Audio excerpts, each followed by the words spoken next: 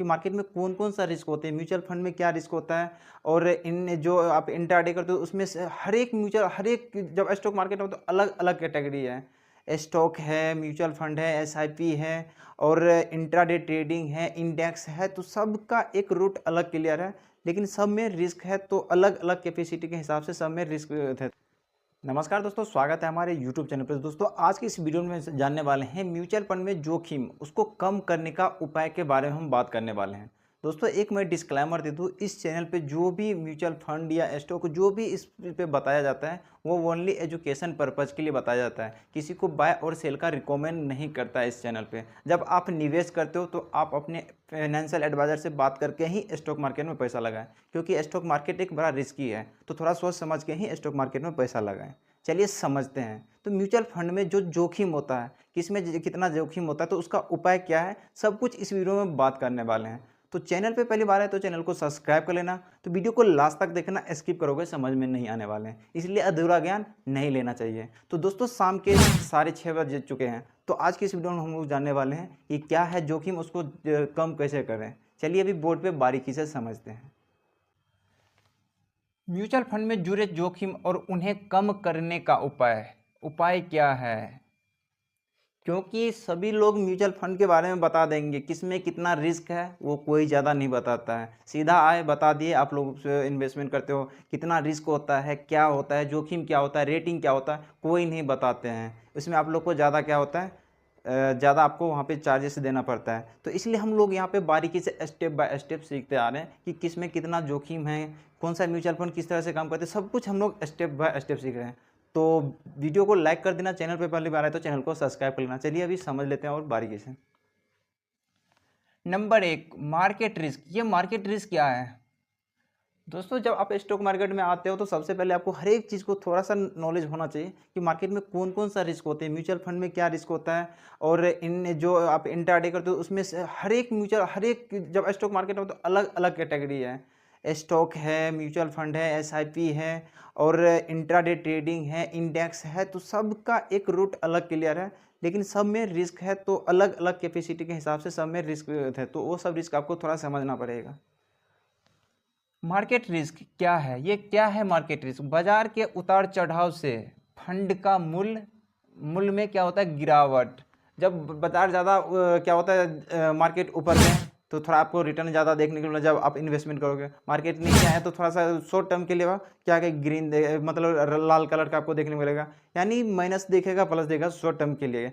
तो क्या करता है, मूल्य जो है ऊपर नीचे होते रहते हैं। तो उसमें क्या होता है, मूल्य जो है गिरावट होते हैं। लेकिन इसको कम करने का उपाय क्या है, कम कैसे करें? ये जो समस्या आ रहे हैं, जब मार्केट में गिरावट हो रहे हैं तो उसमें क्या होता है, पोर्टफोलियो रेट में चला जाता है। तो इसको उपाय क्या है, उपाय हम समझ लेते हैं। कैसे कम करें? लंबी अवधि के लिए निवेश करें, पोर्टफोलियो में अलग अलग डाइवर्सिफिकेशन लाएं। यानी इसका मतलब है, क्योंकि मैं इसलिए हर एक म्यूचुअल फंड्स में बताया हूँ, जो भी आप इन्वेस्टमेंट करोगे तो आपको शॉर्ट टर्म के लिए नहीं करना, जैसे 1 साल 9 महीने इस तरह से करोगे तो आपको यहाँ पे चार्जेस भी ज़्यादा देने के पड़ सकता है। लेकिन आप लॉन्ग टर्म के लिए जाओगे, जैसे 5 साल 10 साल 15 साल, तो उसमें आपको अच्छा खासा रिटर्न भी मिलेगा।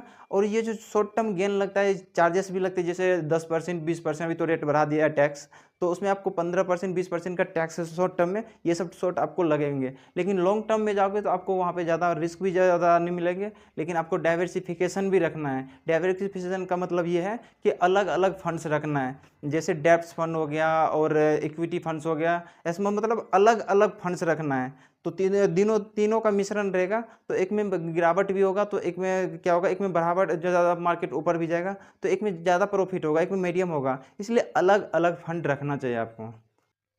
Number 2, credit risk. Credit risk क्या है? ये क्या है? फंड के निवेशित कंपनियों समय पर भुगतान करने पर असमर्थ हो सकती है। ये जो है क्रेडिट रिस्क क्या है, वो जो कोई कंपनी में रुपए लगाए हैं, कोई म्यूचुअल फंड आप सुन, लेकिन उसको क्या करते हैं, जो कंपनियां नहीं चलते हैं तो क्या करते हैं, उसका रेटिंग घटा दिया जाता है। उसमें क्या करते हैं, कंपनियां जो है रुपए लगाने में असमर्थ हो जाते हैं। तो उसमें कभी क्या होता है, क्रेडिट रिस्क को आपको समझना पड़ेगा। कैसे कम करें, इसको कम कैसे करें? उच्च क्रेडिट रेटिंग वाले डेट फंड्स चुनें।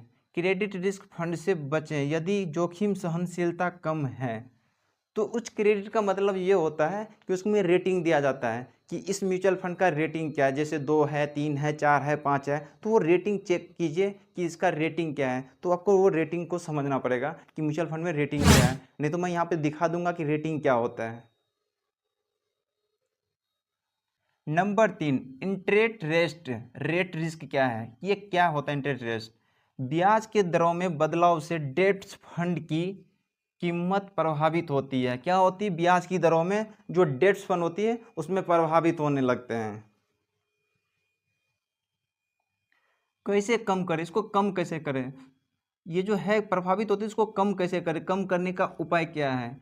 शॉर्ट ड्यूरेशन फंड में निवेश करें। यानी शॉर्ट ड्यूरेशन मतलब ये जो मतलब आपको लॉन्ग टर्म के लिए नहीं जाना है, जैसे 6 महीने साल भर उसमें जाएंगे, थोड़ा जो प्रभावित हो रहे हैं तो उसमें थोड़ा सा आप यहाँ पे डेप्थ मतलब शॉर्ट ड्यूरेशन यहाँ पे चूज कर सकते हो।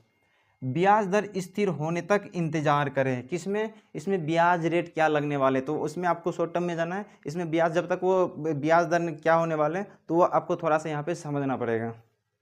स्थिर होने तक इंतजार कीजिए कि ब्याज रेट क्या आने वाले हैं। Number 4, liquidity risk. Liquidity risk क्या है? ये क्या है? ज़रूरत के समय फंड से पैसा निकालना मुश्किल हो सकता है। लिक्विडिटी बस ये क्या है? अब इसको कम कैसे करें? लिक्विडिटी फंड्स का चयन करें। लिक्विडिटी फंड्स का मतलब ये है कि आप लिक्विडिटी जैसे जहाँ पे आपको मतलब मार्केट में आपको क्या होता है, लिक्विडिटी कई बार आ जाता है, आपको रुपए का जरूरत पड़ते हैं। कोई फंड ऐसा होता है कि उसमें लॉक इन पीरियड होता है तो उसमें आप नहीं निकाल सकते हो। मतलब वो रेटिंग फंड से चुनोगे तो उसमें आपको ज़्यादा संभावना नहीं रहेगा, आप उससे आराम से रुपया निकाल भी सकते हो। तो उसमें रेटिंग भी देखना चाहिए, क्योंकि आप आज विड्रॉ किए तो कल 2-3 दिन में आपको विड्रॉ हो जाएगा। तो इसलिए आपको लिक्विडिटी यहाँ पे फंड को थोड़ा चुनना पड़ेगा। Number 4, liquidity risk. Liquidity risk क्या है? ज़रूरत के समय फंड से पैसा निकालना मुश्किल हो जाता है। तो ये आपको समझना पड़ेगा कि किस में हम लगा रहे हैं। लिक्विडिटी फंड्स क्या है, तो वो आपको समझना पड़ेगा कि किस में जोखिम हो सकता है, किस में उसका लॉक इन पीरियड क्या आता है। इसमें आपको समझना जरूरी है कि उसमें लॉक इन पीरियड तो नहीं है, लिक्विडिटी इसमें तो कोई दिक्कत नहीं आ रहा है। जैसे फंड्स में कई बार क्या होते हैं, आप विड्रॉ किए हैं और विड्रॉ करने के बाद उसमें जब उसके पास कंपनी जो अच्छा नहीं चलते हैं तो उसमें क्या करते हैं, वो विड्रॉ जल्दी नहीं आते हैं। तो वो आपको थोड़ा चेक करना पड़ेगा लिक्विडिटी का। फंड की लॉक इन पीरियड को समझे। लॉक इन पीरियड भी आपको समझना पड़ेगा कि इसमें लॉक इन पीरियड है, कौन सा म्यूचुअल फंड में लॉक इन पीरियड है। तो हमने यहाँ पे बताया कि एलएसएस फंड में उसमें लॉक इन पीरियड होता है। तो आपको थोड़ा समझना पड़ेगा इन्वेस्टमेंट करते समय कि इसमें क्या क्या लिक्विडिटी आ सकते हैं। तो दोस्तों यहाँ पे देखा कि किस तरह से जोखिम है, उसका उपाय भी किस तरह से हम यहाँ पे समझे कि जोखिम क्या हो सकता है, उसको कम करने का उपाय क्या है। तो हम लोग बारीकी से हम लोग स्टेप बाय हम लोग सीखें, आसान से आसान भाषा में यहाँ पे समझाने की कोशिश किया। तो दोस्तों वीडियो की डिस्क्रिप्शन में टेलीग्राम आईडी लिंक है, आप लोग वहाँ पे ज्वाइन कर सकते हो। जब अभी तक आप खाता नहीं खोले तो वीडियो की डिस्क्रिप्शन में आपको डीमार्ट अकाउंट लिंक मिल जाएंगे, बेस्ट डीमार्ट अकाउंट लिंक मिल जाएंगे।